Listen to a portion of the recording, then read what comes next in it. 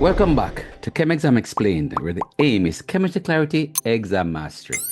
In today's video, we will be looking at CSEC Chemistry, May-June 2024, number 5. Let's go. 5A. Proteins and starch are examples of natural polymers, which are formed through the process of condensation polymerization. Part 1. Define the term polymer. Polymer is a compound of large macromolecules made up of smaller repeating units known as monomers. These are usually 50 or more smaller units. Part 2. Define the term condensation polymerization. Condensation polymerization is the joining of monomers by the removal of a small molecule, example, water. 5B Part 1. The manufacture of ethanol makes use of the fermentation process.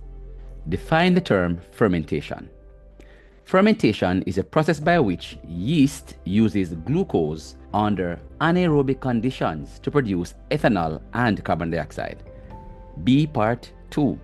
Write a balanced chemical equation including state symbols to show the process of fermentation. So what we'll do here, we'll write the glucose molecule C6H12O6 using zymase to produce ethanol and carbon dioxide. So you must ensure that the equation is balanced and you have the correct state symbols. 5B Part 3. Draw the fully displayed structure of ethanol.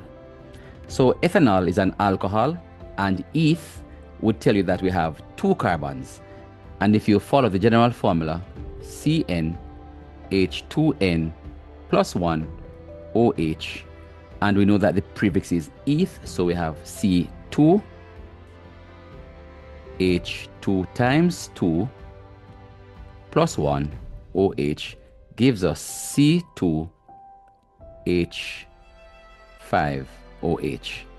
And so we have 2 carbons with 6 H's and a O, or 2 carbons with 5 H's and then OH.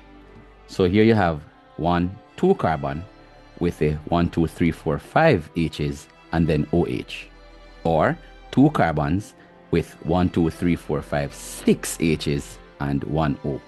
So this is the fully displayed structure of ethanol. 5B Part 4. During a demonstration of the winemaking process in the school's food laboratory, a technician separated a pure sample of ethanol. However, the flask was not labeled and water was accidentally poured into the sample.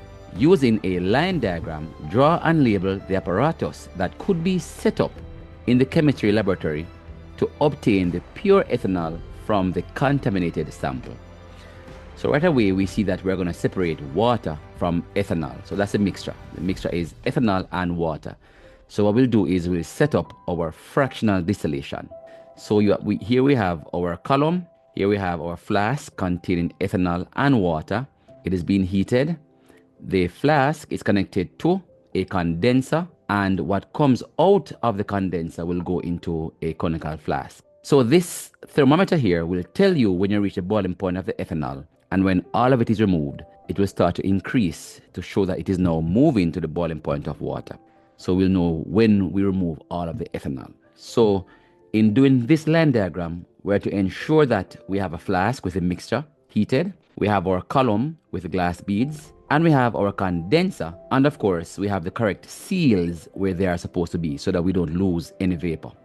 This is the end of CSEC Chemistry, May-June 2024, number 5. Please remember to like, subscribe, and click the notification bell so that when new videos are uploaded, you will be notified. Thank you.